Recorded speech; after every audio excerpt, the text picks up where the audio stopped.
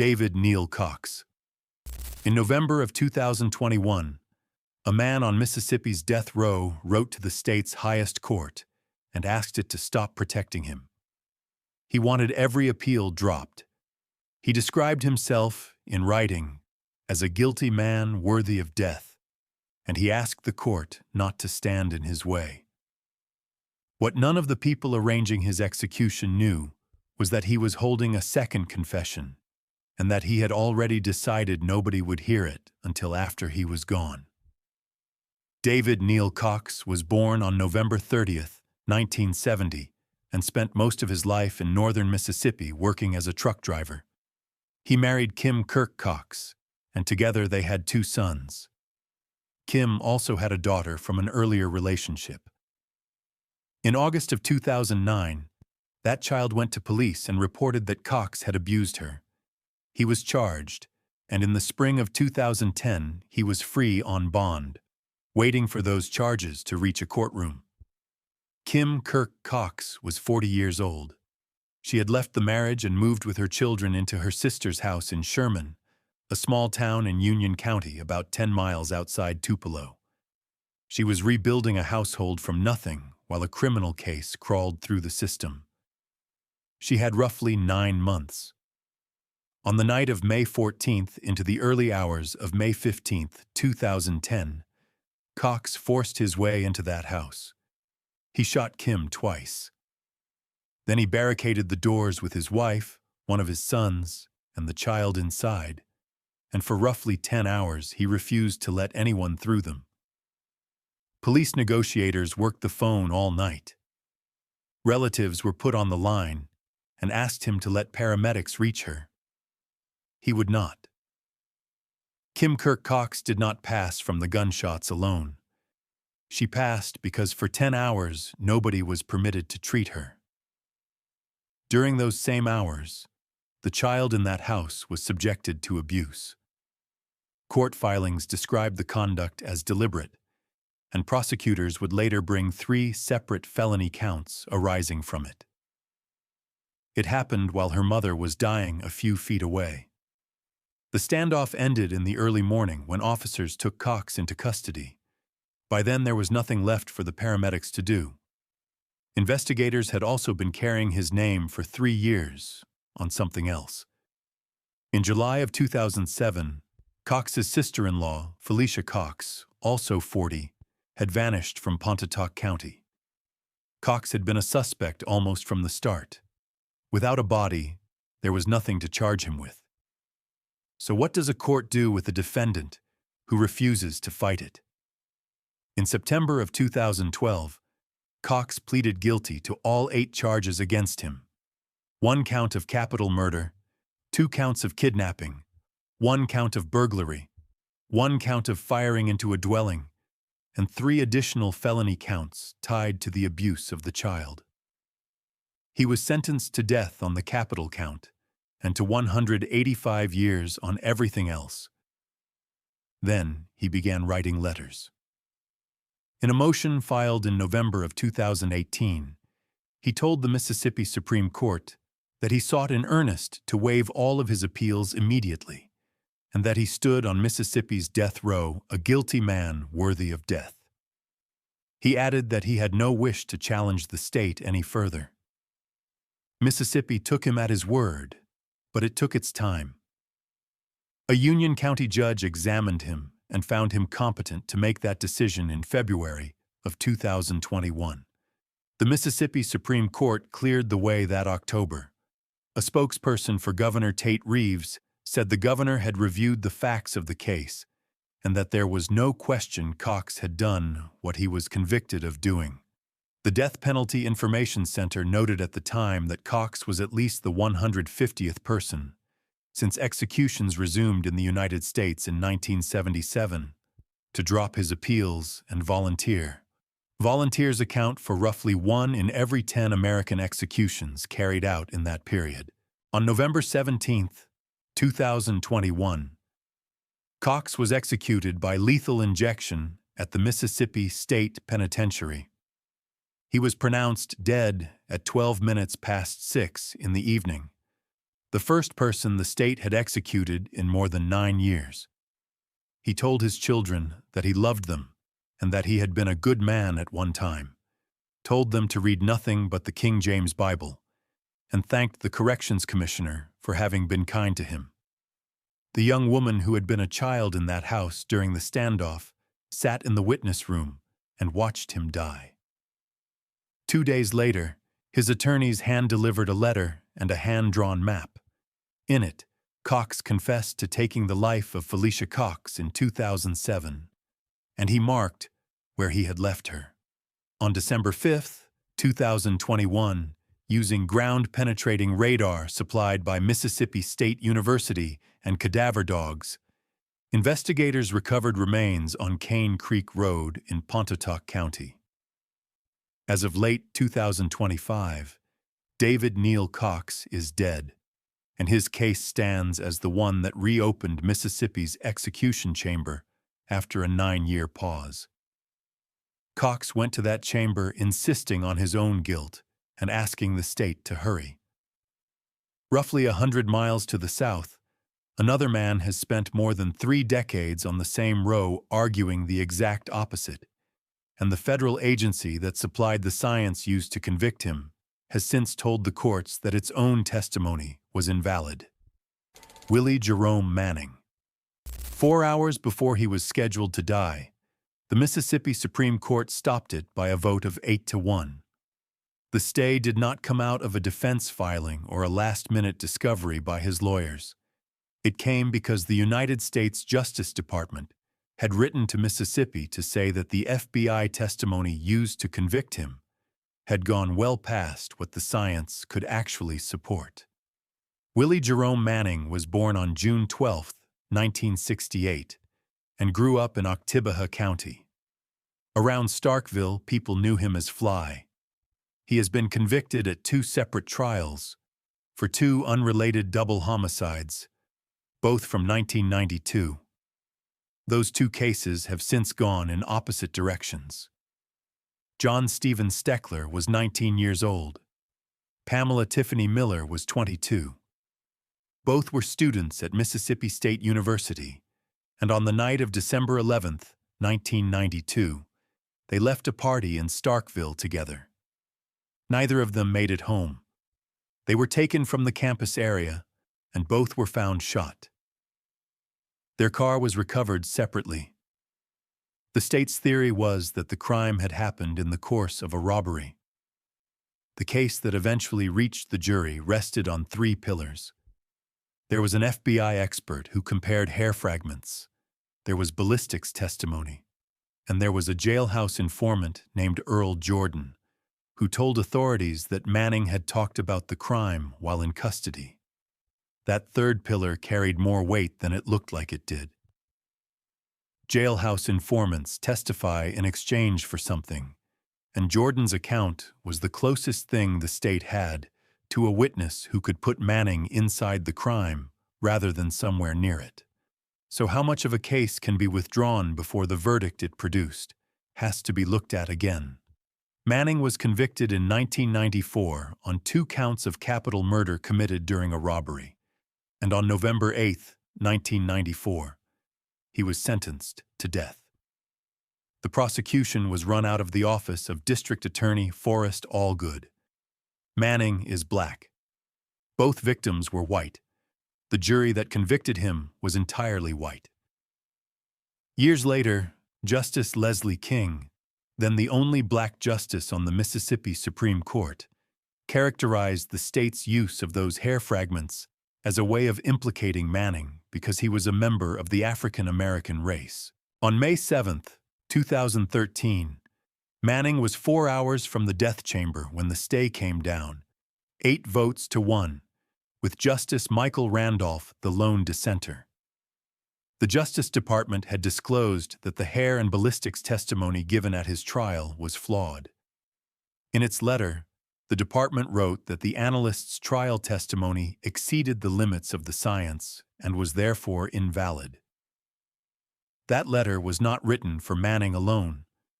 It came out of a broad federal review of testimony given by FBI hair examiners across several decades, a review that found examiners had repeatedly overstated what a microscope could actually prove about a strand of hair.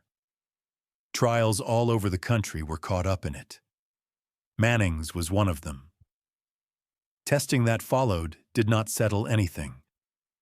DNA and fingerprint work beginning in 2014 came back inconclusive. In 2022, the Mississippi Supreme Court denied his request to move the evidence to a more specialized laboratory.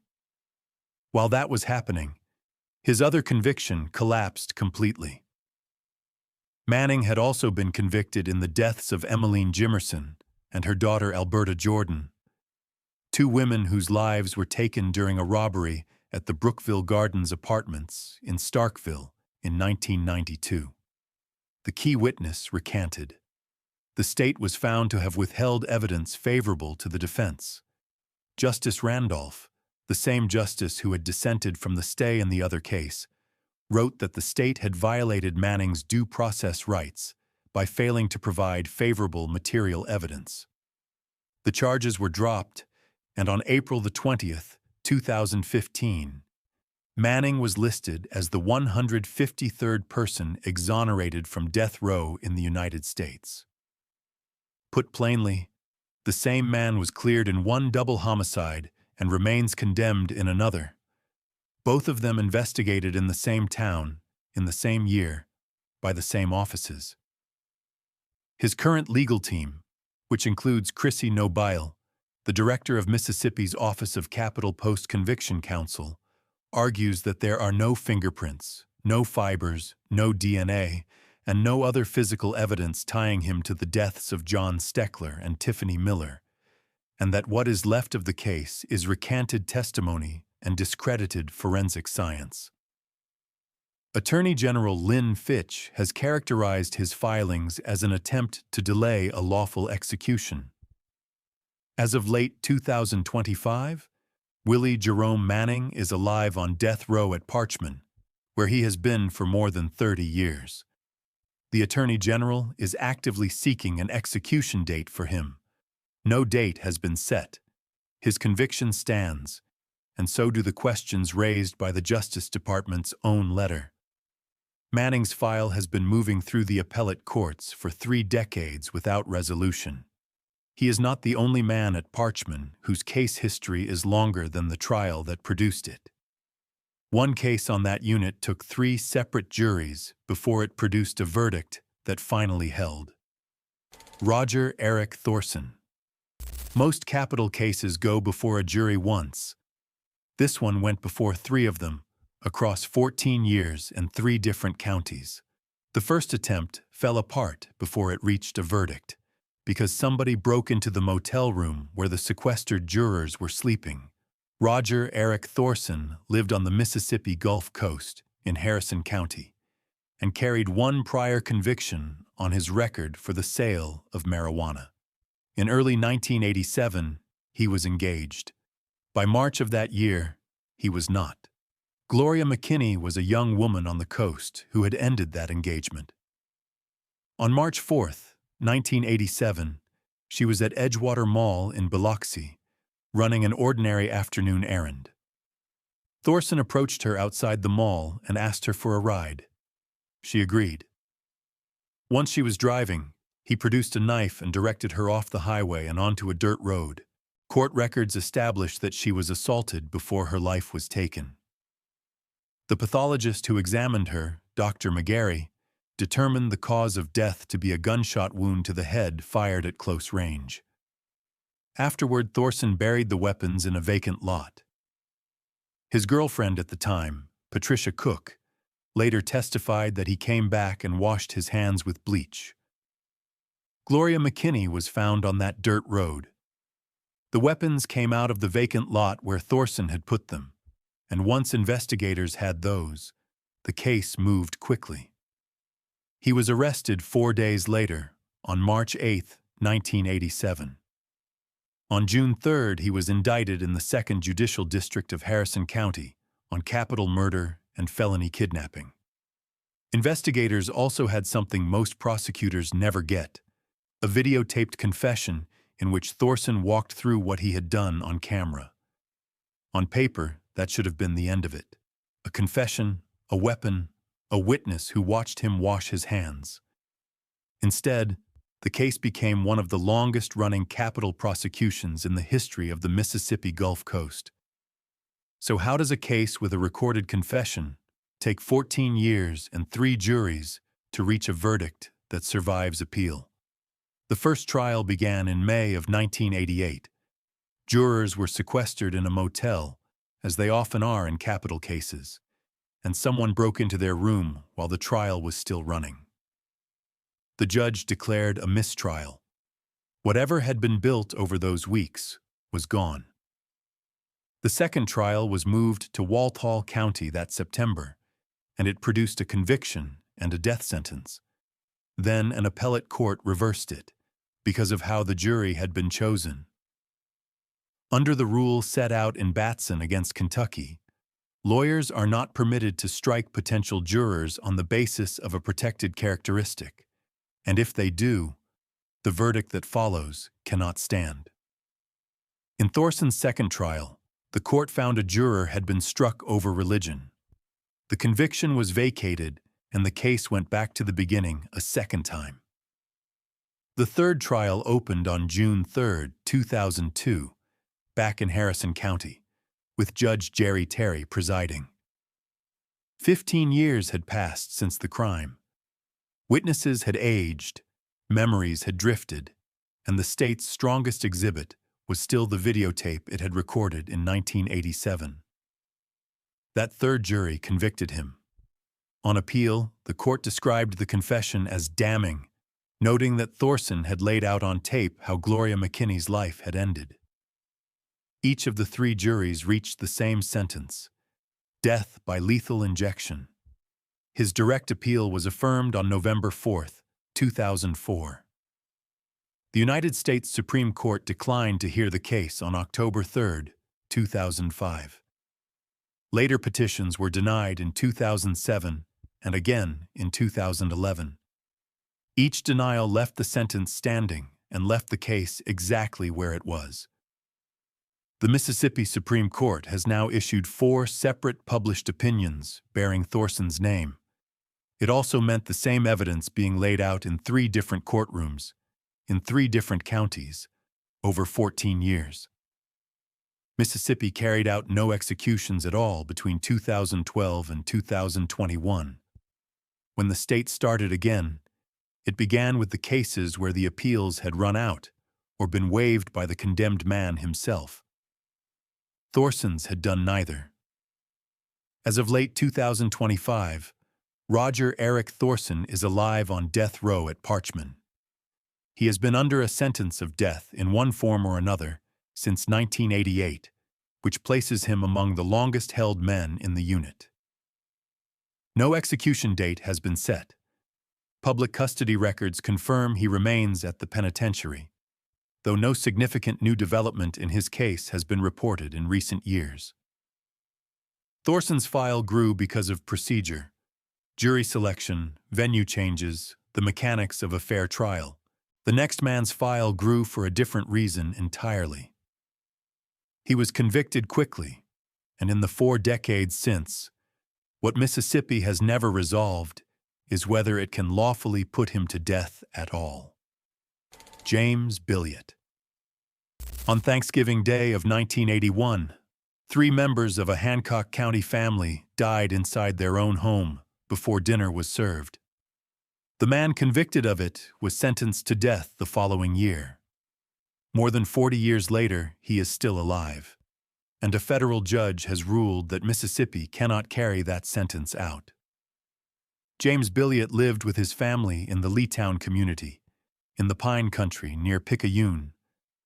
He had been diagnosed as a chronic paranoid schizophrenic. In the weeks before that November, he had told acquaintances, more than once, exactly what he intended to do to his mother and stepfather. You'd think someone would have said something. Nobody did. Wallace Kroll Jr. was 53 years old. Audrey Kroll, Billiot's mother, was 47. The third person in the house that day was Billiot's stepsister, still a child. They were home on Bud Lee Road for a holiday, with no reason to expect anything at all. On November 26, 1981, all three were harmed fatally inside the house, in the course of a robbery. Investigators determined that the weapon had come from the family's own property. A pistol was taken from the home, and Billiot drove away in Wallace Kroll's car. The bodies were found by a younger family member and two others who had gone looking after seeing Billiot behind the wheel of that car. Hancock County Sheriff Ronnie Peterson led the manhunt that followed. A witness came forward who had picked up a hitchhiker on Highway 43. Peterson described what deputies walked into that day as total carnage, and years later he still called it a gruesome scene, one he would never forget. The search did not take long. Billiot had been seen in the car. He had been seen on the highway. And there were people in Leetown who remembered, word for word, what he had told them he was going to do. So what does a state do with a man it has found competent enough to convict, but not competent enough to execute? Billiot was indicted on January 29, 1982. Because of the coverage on the coast, the trial was moved out of Hancock County to Harrison County, where it ran from November 29 to December 2, 1982. The defense presented one argument: insanity. The prosecution answered it with psychiatrists who testified that Billiot understood what he was doing at the time he did it. District Attorney Albert Nekais, who tried the case, said afterward that the deaths were truly horrible and unbelievably brutal. The jury deliberated and rejected the only defense he had. Under the standard Mississippi applied then, an insanity finding required proof that a defendant did not know right from wrong at the moment of the act. Billiot's diagnosis itself was never seriously in dispute. What the state proved to that jury was that a diagnosis on its own did not meet the standard. On December 2, 1982, Billiot was sentenced to death. And then the case slowed to a stop. Over the decades that followed, his lawyers litigated one question above all the others, which was whether a man with his diagnosis could constitutionally be put to death. That question has a settled name in American law. Under a Supreme Court decision handed down in 1986, a state may not execute a prisoner who cannot rationally understand the punishment being carried out or the reason it is being carried out. The two findings are separate. A defendant can be sane at the moment of the crime, competent to stand trial, convicted, sentenced, and still fall on the wrong side of that line many years later, as illness progresses inside a cell. The litigation ran through the federal courts under the caption "Billiot against Puckett," and it outlasted most of the officials who had handled the original prosecution. In November of 2009, United States District Judge Tom Lee found James Billiot incompetent to be executed and ordered that he be transferred to the Mississippi State Hospital at Whitfield or released. The death sentence was suspended. During one evaluation, Billiot told an examiner that he had been standing right behind the devil when the devil took the lives of his 3 relatives. As of late 2025, James Billiot is alive and has not been executed. He has never been released, never been resentenced, and never been cleared for the chamber. He has simply remained in state custody. More than 4 decades have passed since his sentencing, which makes him one of the longest-held people connected to Mississippi's death row. The most detailed public record of his placement still dates to 2009, and his exact current legal posture, including whether he remains at Whitfield and whether the death sentence is still active, has not been confirmed by recent reporting. Billiot's sentence has been suspended for years over a question about one man's mind. The case that comes next raised that same question about 2 men at once, and it cost the county that prosecuted them more than any case in its history. Robert Simon, Jr. A family in rural Quitman County drove home from a Friday night Bible study in February of 1990. By the following morning, all four of them were gone, and the house had been set on fire. The county that prosecuted the two men convicted of it borrowed $250,000 and raised taxes 3 years running to pay for their legal defense.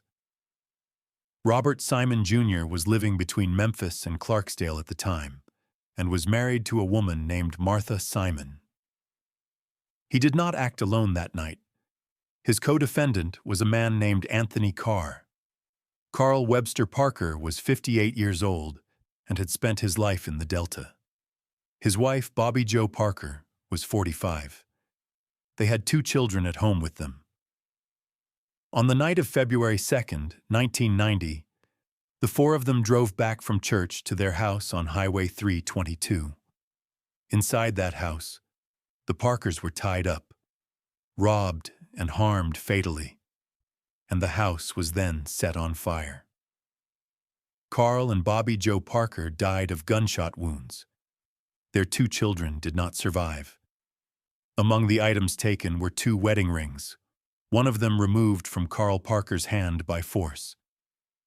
Simon was arrested the next day, February 3, 1990, in Clarksdale. He was wearing boots taken from the Parker home. Property from the house, including the rings, was recovered from his apartment in Memphis. He was read his rights and gave a statement to police at the Quitman County Jail, and he also talked about the case with other inmates, several of whom later testified against him. By the time he reached that jail, the state already had the boots, the rings, and a defendant who was willing to talk. So how do you seat an impartial jury in a case an entire region already knows by heart? You move it, and then you move it again. Simon was tried separately from Carr, and in different counties because of the publicity. His first trial opened in June of 1990 in Jones County, on the count involving the youngest child in the family. The jury convicted him of capital murder and added 30 years each on 2 further counts. When it came to punishment, the jurors could not agree unanimously on death, so the sentence entered was life. The state tried again that October on the remaining 3 counts. That jury convicted on all 3 and returned unanimous death verdicts on each of them. The split produced an unusual record. On paper, Robert Simon, Jr. is serving a life sentence for 1 member of the Parker family and 3 sentences of death for the other 3, all arising from the same few hours in the same house. The house itself was never rebuilt. The lot where it stood on Highway 322, burned black and then left empty, became a piece of ground that people in that part of the Delta still point out to each other decades later. Both Simon and Carr were tried by all-white juries in a county that was majority black. It is one of the details that has kept this case inside Mississippi's death penalty debate for 35 years. Then the bill came due in Quitman County. To fund the constitutionally required defense of 2 indigent capital defendants, the county borrowed $250,000 and raised property taxes 3 consecutive years. Put in plain terms, the residents of one of the poorest counties in the state paid, out of their own pockets, for the defense of the men convicted of taking 4 of their neighbors. The Parkers' surviving son, Scott Parker, once worked out that the case had added about $40 a year to his own tax bill, and he observed that this was roughly how much cash his father had been carrying in his pocket the night he died.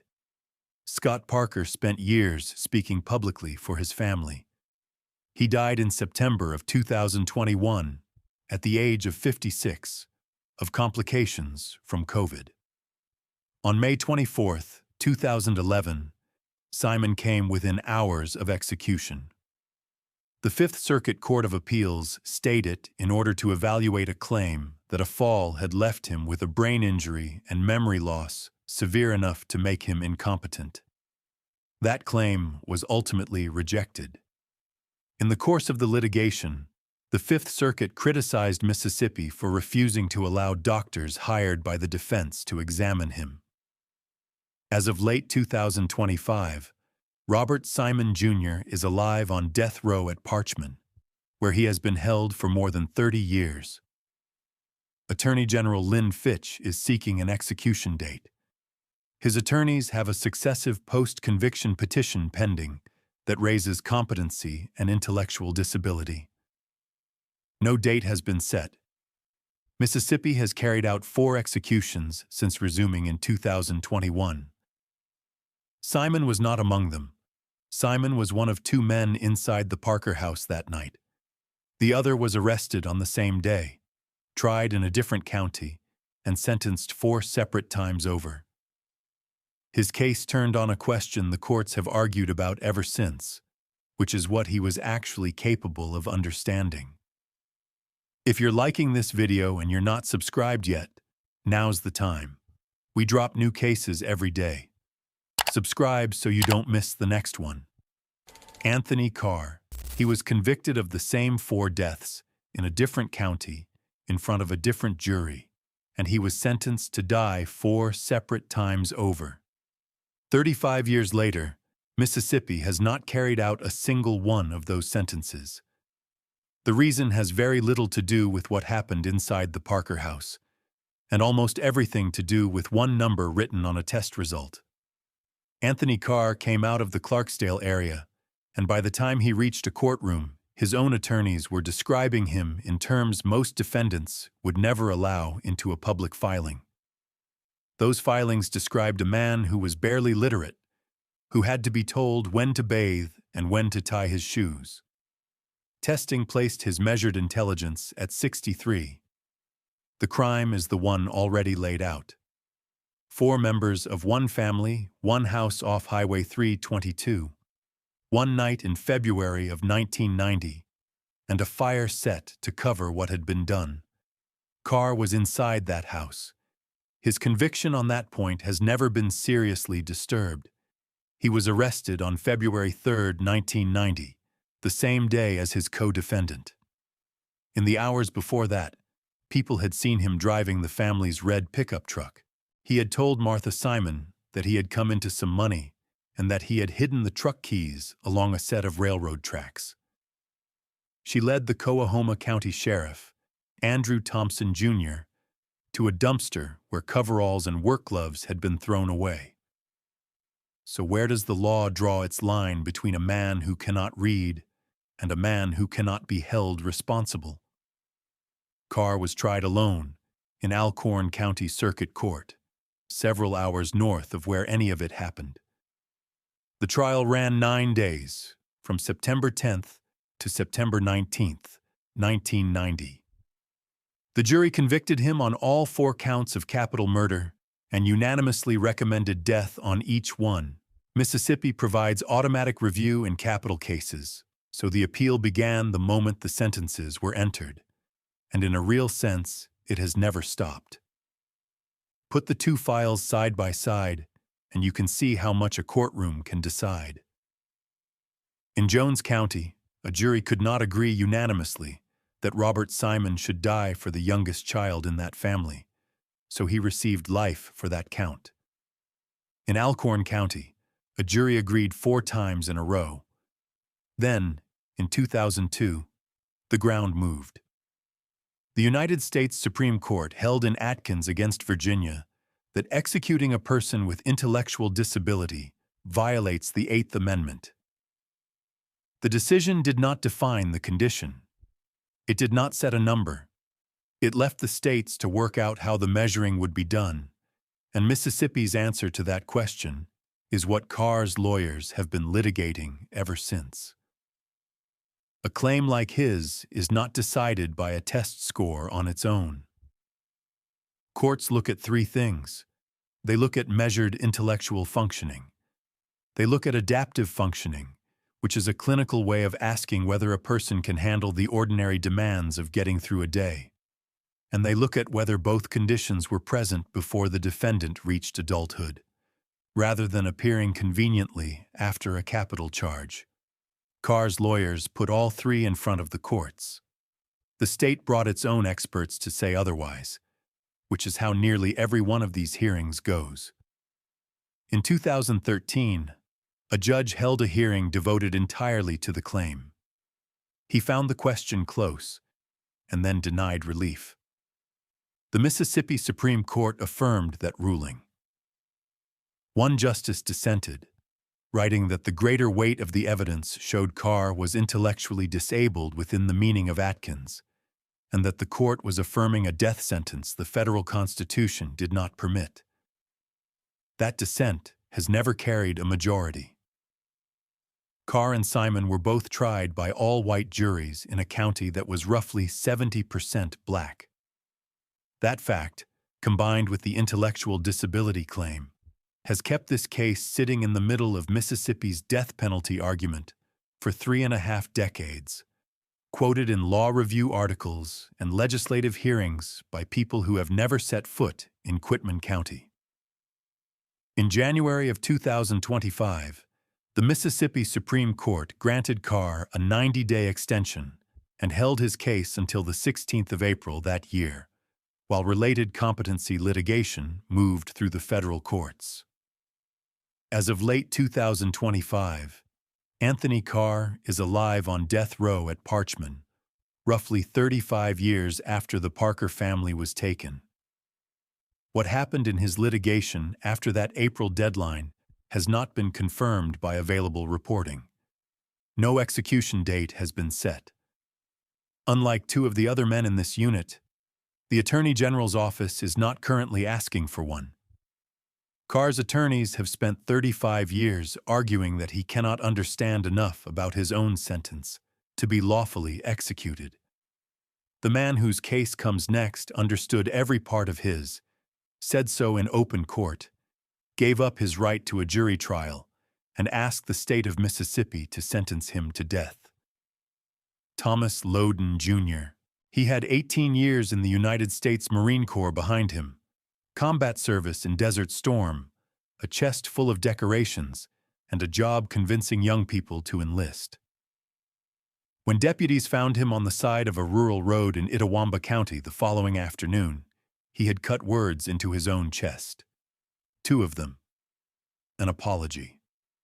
Thomas Edwin Loudon, Jr. was born on August 16, 1964, and raised in Mississippi in a childhood that his lawyers later documented in detail, marked by physical and sexual abuse of him as a boy. He enlisted, served well, and by the summer of 2000, he was a Marine recruiter living in Vicksburg with a wife and a daughter. To almost everyone who dealt with him professionally, he was a success story. The young woman he encountered on the night of June 22, 2000, was a waitress at her uncle's restaurant near Dorsey. She had finished her shift and started home. On a dark rural road, her tire went flat, and she was left standing beside her own car with no way to move it. She was a teenager, and she was alone. Loudon came upon her at about 10:45 that night. According to what was later established in court, he told her not to worry, that he was a Marine, and that this was the kind of thing Marines did. He then forced her into his van. Over roughly the next 4 hours, she was subjected to prolonged harm, and she did not survive it. She was found in that van the following day. Loudon was found nearby on the roadside, with self-inflicted wounds to his wrists and the words carved into his chest. The detail that carried the case beyond Mississippi was the uniform. A decorated Marine recruiter, a man whose actual job was standing in high school hallways and being trusted by teenagers, had used exactly that standing to get a stranded one to lower her guard on a dark road. The Corps had spent 18 years evaluating him and had promoted him the whole way. So what does a court do with a defendant who does not want a trial at all? In 2001, Loudon waived his right to be tried by a jury and pleaded guilty to all 6 charges against him, including capital murder. There was no fight over evidence, no argument about identification, no dispute about what had happened. A judge heard the case and sentenced him to death. One of the young woman's relatives, speaking afterward, said he felt sorry for Loudon's family. Loudon's wife described him as a good father and a good husband. Both of those statements were made about the same man in the same week. He spent 21 years on death row at Parchman, and that guilty plea shaped every one of them. A plea narrows what an appellate court is permitted to look at. Loudon could not argue that the wrong man had been arrested. He could not attack the evidence, because no evidence had ever been tested against him in front of a jury. What remained available to him was the sentence itself, and then eventually the mechanics of how the sentence would be carried out. So that is where his lawyers went. In 2015, he joined a lawsuit challenging Mississippi's 3-drug lethal injection protocol, arguing that the combination of drugs the state intended to use created an unconstitutional risk of suffering. That litigation ran for years and outlived several of the men who filed it. On December 7, 2022, United States District Judge Henry Wingate declined to block his execution. 1 week later, on December 14, 2022, Thomas Loudon Jr. was executed by lethal injection at the Mississippi State Penitentiary.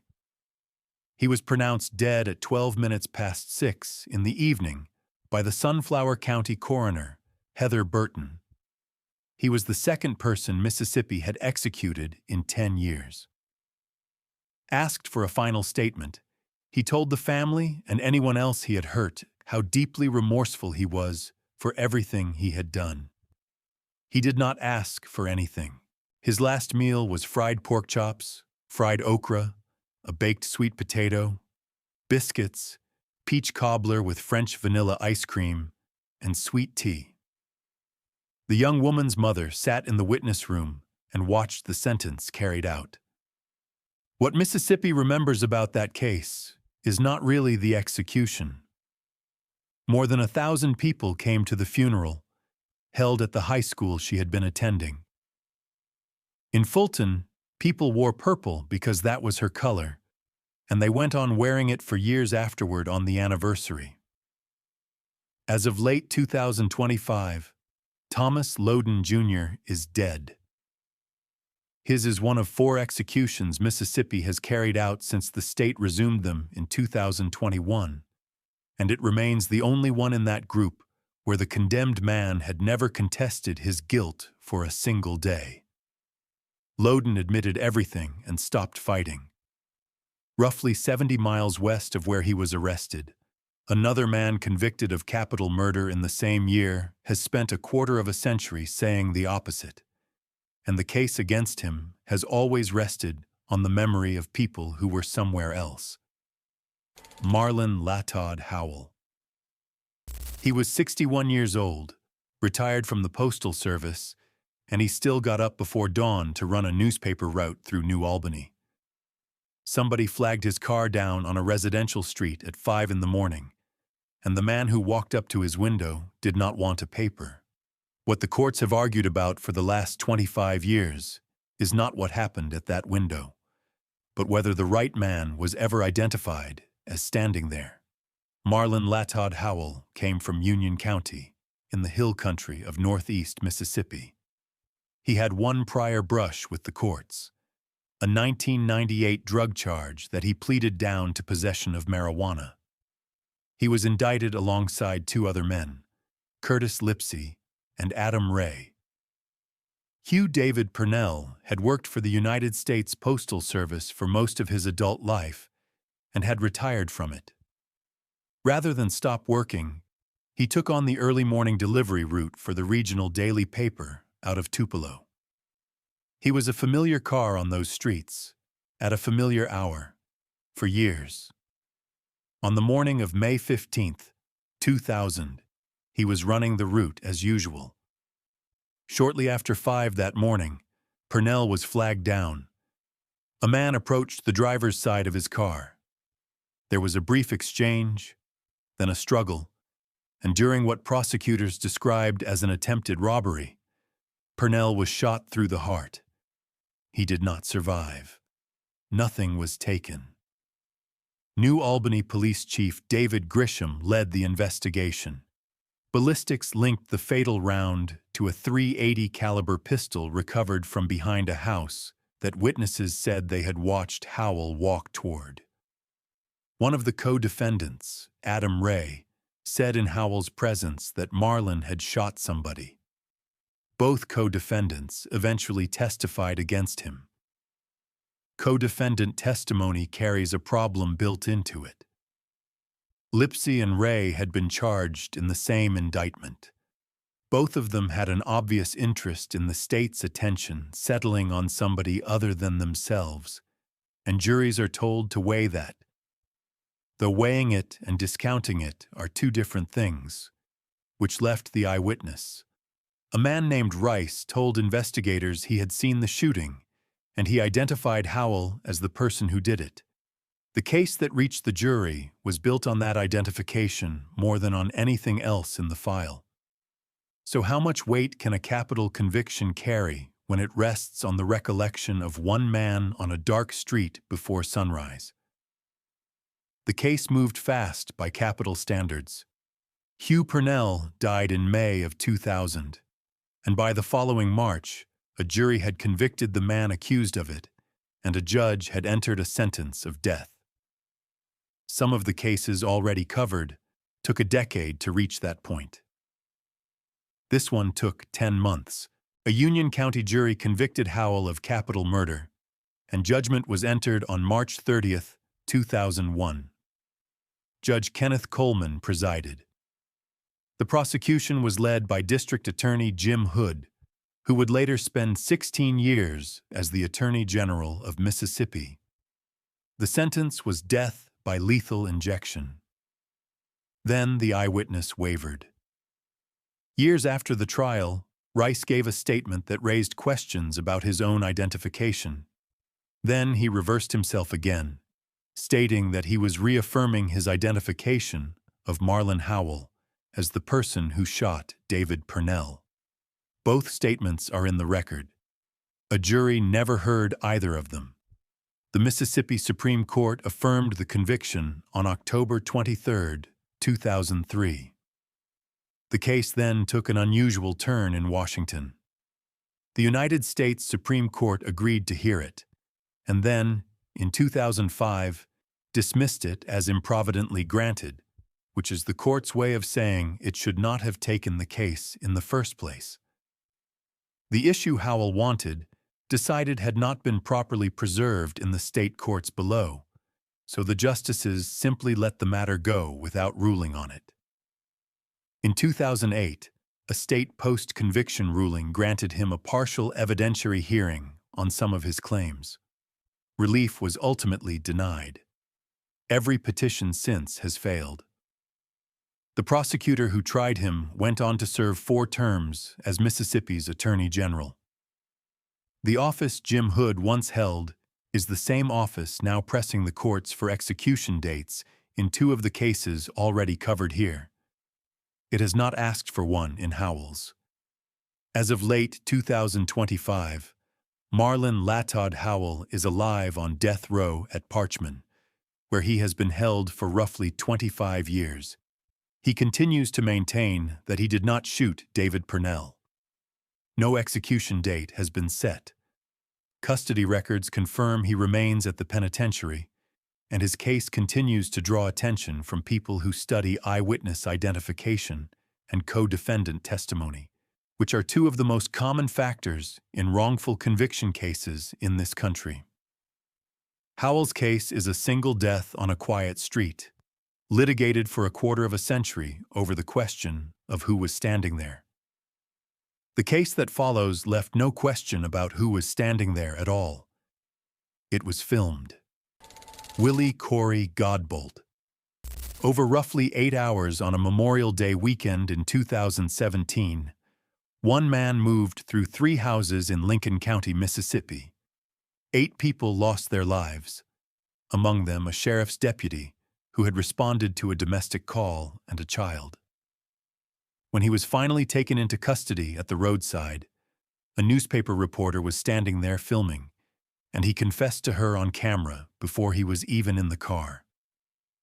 Willie Corey Godbolt was born on May 1, 1982, and lived in Bogue Chitto. Those who knew him called him Corey. He carried a criminal record going back to 2005 that included armed robbery, aggravated assault, simple assault, and disorderly conduct, with an assault arrest as recently as 2016. A relative would later say he had episodes. By the spring of 2017, he was estranged from his wife, Sheena Godbolt, and her family had taken her in. The people whose lives he took that night were Deputy William Durr, 36 years old, his own mother-in-law, Barbara Mitchell, 55, Brenda May, 53, Tokara May, 35, Jordan Blackwell, 18, a child, and a married couple, Farrell Burridge, 45, and Sheila Burridge, 46. 2 more people were taken from one of the houses against their will, and a vehicle was stolen. It began at about 11:30 on the night of May 27th, when Deputy Durr answered a domestic call at the home of Godbolt's in-laws in Bogue Chitto. Durr was a husband and a father, and he had been on the road that night doing the ordinary work of a rural deputy. Godbolt shot him inside the house. From there it moved across Brookhaven and Bogue Chitto, house to house, through the rest of that night and into the following morning. 3 separate addresses, 7 or 8 hours, and a stretch of highway in between. In terms of lives lost in a single incident, it is among the worst events in the recorded history of the state, and it happened in a county of fewer than 35,000 people, where most of the families involved knew each other. Inside one of those homes, 18-year-old Jordan Blackwell put his body between the gunman and his younger cousin. Jordan did not survive it. His cousin did, and said afterward that Jordan had loved him enough to take some bullets for him. Godbolt was arrested on May 28th near the last of the 3 scenes, wounded. Therese Appel, a reporter for the Clarion Ledger, filmed the arrest from a few feet away. On that recording, Godbolt says he is not fit to live after what he has done. So how does a case with a filmed confession still take nearly 3 years to reach a verdict? The answer is that everyone in that part of Mississippi had seen the recording, which is precisely what made seating a jury nearly impossible. The jury was ultimately selected in DeSoto County, at the far northern end of the state, and then transported to Magnolia, in Pike County, to hear the case. On February 25, 2020, that jury convicted Godbolt on every count against him. 4 counts of capital murder, 4 counts of murder, 1 count of attempted murder, 2 counts of kidnapping, and 1 count of armed robbery. District Attorney DeWitt Bates and Assistant District Attorney Todney Tidwell had described him to the jury as a narcissist with a controlling personality. Tidwell told them that of any case out there, this one was full of the defendant's deliberate design. Given the chance to address the court, Godbolt blamed the devil, saying the devil had come to kill and to destroy. Tiffany Blackwell, Jordan's mother, told the courtroom that their lives had been changed forever. On February 27, 2020, the court imposed sentence: death on each of the 4 capital counts, which covered Deputy Durr, Jordan Blackwell, the child, and Sheila Burridge. 6 life sentences on top of that. 2 additional 20-year terms after those. Deputy Durr had been with the Lincoln County Sheriff's Office answering the kind of call that rural deputies answer alone, most nights, without incident. His name is now on a memorial in a county that had never lost a deputy that way. The Mississippi Supreme Court affirmed the convictions and sentences in March of 2024, rejecting all 19 points raised on appeal. Justices Leslie King and Jim Kitchens dissented. The United States Supreme Court declined to take the case on April 28, 2025. As of late 2025, Willie Corey Godbolt is alive on death row at Parchman, with 4 death sentences against him and his direct appeals exhausted. His attorneys have moved into post-conviction litigation, which is where these cases can sit for decades. No execution date has been set. More than 1,000 people attended the joint funeral for Jordan Blackwell and the child, and Lincoln County has held remembrances every May since. Godbolt was arrested within hours, tried within 3 years, and sentenced within 3 days of his conviction. The last man in this unit worth knowing about waited 41 years for a Mississippi jury to convict him of anything at all.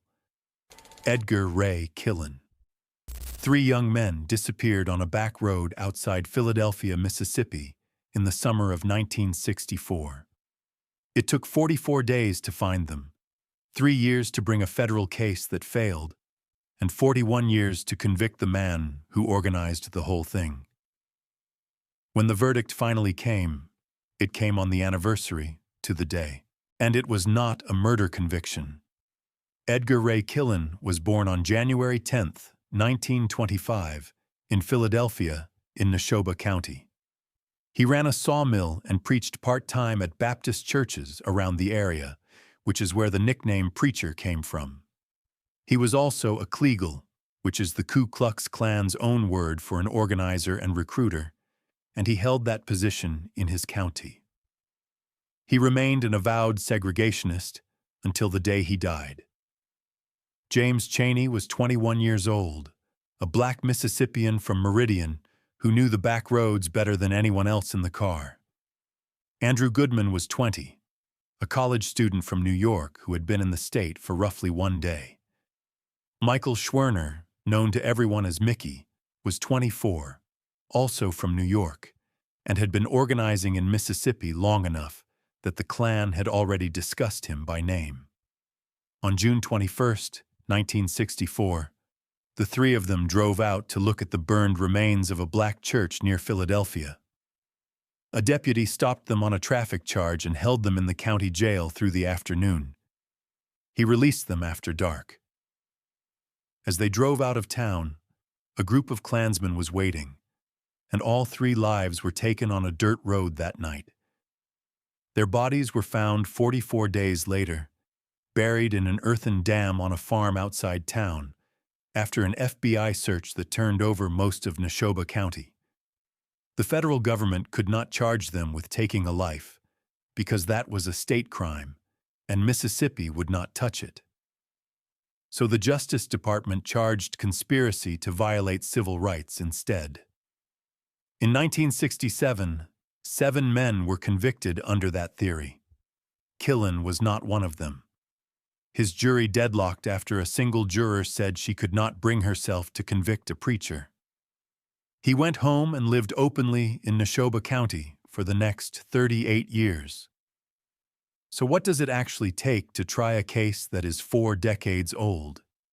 It takes a district attorney willing to file it, and witnesses willing to say out loud what everyone in the county already knew. Killen was arrested on January 6, 2005. Attorney General Jim Hood and District Attorney Mark Duncan prosecuted him before Circuit Judge Marcus Gordon in the same courthouse where the case had been buried for 41 years. Witnesses testified that Killen had gathered carloads of Klansmen in Meridian that afternoon, that he had told some of them to bring rubber gloves, and that he had then driven to a funeral home so that people would remember seeing him somewhere else. Hood told the jury plainly that Killen had been in the Klan and that he had been a leader of it. In closing, Duncan said that because the guilt of Edgar Ray Killen was so clear, only one question was left. which was whether a Neshoba County jury was going to tell the rest of the world that it would not let him get away with it any longer. Not one day more. The jury was made up of 9 white jurors and 3 black jurors. It deadlocked on murder and convicted him instead on 3 counts of manslaughter. The date was June 21, 2005, exactly 41 years after the 3 men were taken. Judge Gordon imposed the maximum the verdict allowed, 3 consecutive 20-year terms, 60 years in total, on a man who was 80 years old. Killen was briefly released on a $600,000 appeal bond until a deputy saw the supposedly wheelchair-bound defendant walking, and Gordon revoked it. The Mississippi Supreme Court upheld the conviction on April 12, 2007. A lawsuit Killen filed against the FBI was dismissed in 2010. The trial itself was not a calm proceeding. A relative of Killen's was accused of threatening to take Judge Gordon's life before it began, and there was a bomb threat at the courthouse during it. Gordon, who had been born and raised in the same county, heard the case anyway. Andrew Goodman's brother David said afterward what a lot of people were thinking, which was that it had not even been called murder. It had been called manslaughter. What happened on that road in 1964 did not stay in Neshoba County. The disappearance of 3 civil rights workers and the search that followed pushed federal civil rights legislation forward that same summer and put Mississippi on the front page of every newspaper in the country. 2 decades later, Hollywood made a film out of it, borrowing the name the FBI had given the file. Killen never discussed the case. When a reporter asked him about it in 2014, he refused to talk about that night at all, and he died holding the same views he had held in 1964. Edgar Ray Killen died at the Mississippi State Penitentiary at 9 p.m. on January 11, 2018, at the age of 92. No foul play was suspected. As of late 2025, he remains the only person ever convicted on state charges for what happened on that road, and the conviction on the books is manslaughter. 10 men, 1 prison, and a set of files that Mississippi is still arguing over in open court. Some of these cases are closed for good. Most of them are not. Thanks for watching. Click here for the next video.